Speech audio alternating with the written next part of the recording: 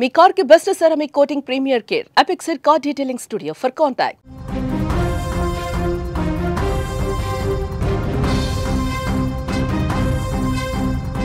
ప్రముఖ కవి రచయిత తెలంగాణ రాష్ట్ర గీతం జయ జయ హే తెలంగాణ రూపశిల్పి అందశ్రీ కన్నుమూశారు. కొంతకాలంగా అనారోగ్యంతో బాధపడుతున్న ఆయన నిన్న రాత్రి హైదరాబాదులో ఆసుపత్రిలో చేరారు. ఆయన వయసు 64 ఏళ్లు. ఈ వార్తతో తెలంగాణ సాహితీ లోకంలో విషాద ఛాయలు అలుముకున్నాయి. రాత్రి నుంచి ఆరోగ్యం మరింత విషమించి ఈరోజు ఉదయం కన్నుమూశారు. ఆదివారం రాత్రి లాలాగూడలోని తన నివాసంలో అంత్యశ్రీ ఒక్కసారిగా కుప్పకూలిపోయారు.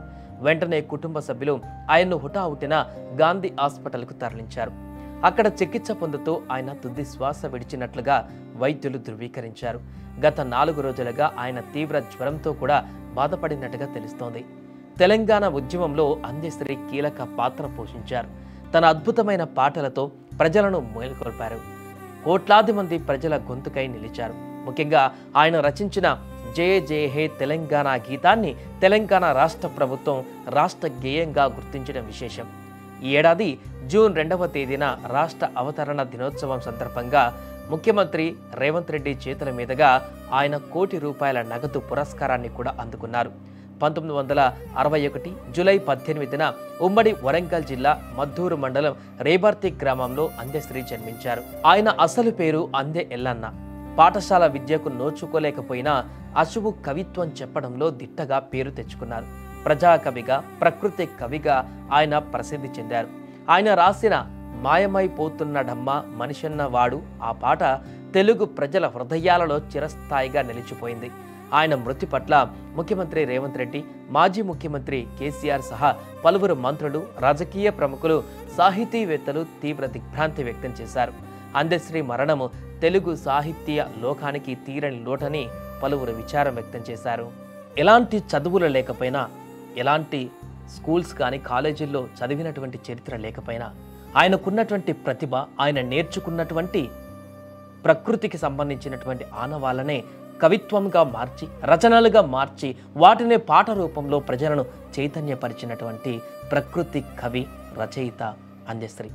అందుకే ఆయన చేసినటువంటి గొప్ప రచనలు, కవిత్వాలు వీటన్నిటికీ గుర్తింపుగా కాకతీయ విశ్వవిద్యాలయం కూడా ఆయనకు డాక్టరేటును, గౌరవ డాక్టరేటును కూడా మంజూరు చేసింది.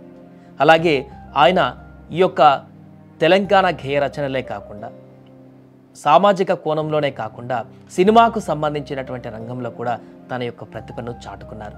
2007లో గంగా సినిమాకు సంబంధించి నంది అవార్డును కూడా గెలుచుకున్నారంటే తన యొక్క మాటల, పాటల యొక్క పదును ఎంత ఉంటుందో మనందరికీ తెలిసిందే.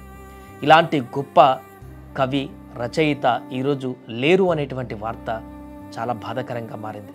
ముఖ్యంగా తెలంగాణ ప్రజలలో అందశ్రీ గారి యొక్క ఆయన పేరు కానీ, ఆయన వ్యక్తిత్వం కానీ, ఆయన యొక్క జీవిత ప్రస్థానం కానీ చాలామంది ప్రజలకు ఒక స్ఫూర్తిదాయకంగా మారుతుంది. ఆయన జీవితమే ఒక పాఠంగా మారుతుంది.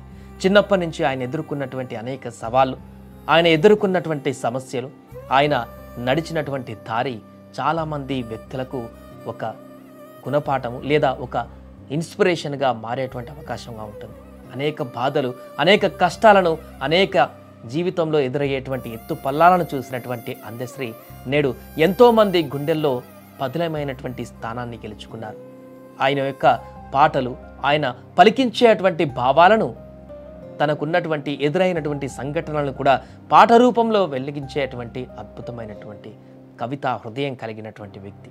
అందుకే ప్రకృతి కవి అంటారు ఆయనని. చాలా అద్భుతంగా పరిస్థితులకు అనుగుణంగా అప్పటికప్పుడే పాటలను అల్లేటువంటి నైజం అందశ్రీ సొంతం. అలాంటి గొప్ప రచయిత, 64 సంవత్సరాల వయసున్నటువంటి అందశ్రీ ఈరోజు కన్నుమూశారు.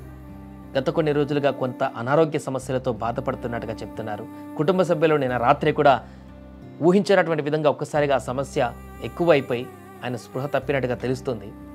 వెంటనే హాస్పిటల్కి తీసుకురావడం చోటి గాంధీ ఆసుపత్రికి ఈరోజు ఉదయం ఆ యొక్క తీవ్రత మరింత ఎక్కువైపోయి వైద్యులు ఎంత కృషి చేసినప్పటికీ కూడా ప్రాణాలు కోల్పోయినట్టుగా తెలుస్తుంది. దీంతో తెలంగాణ సమాజం, తెలుగు సమాజం మొత్తం కూడా ఇప్పుడు అందశ్రీ మరణం పట్ల తీవ్ర దిగ్భ్రాంతి వ్యక్తం చేస్తోంది.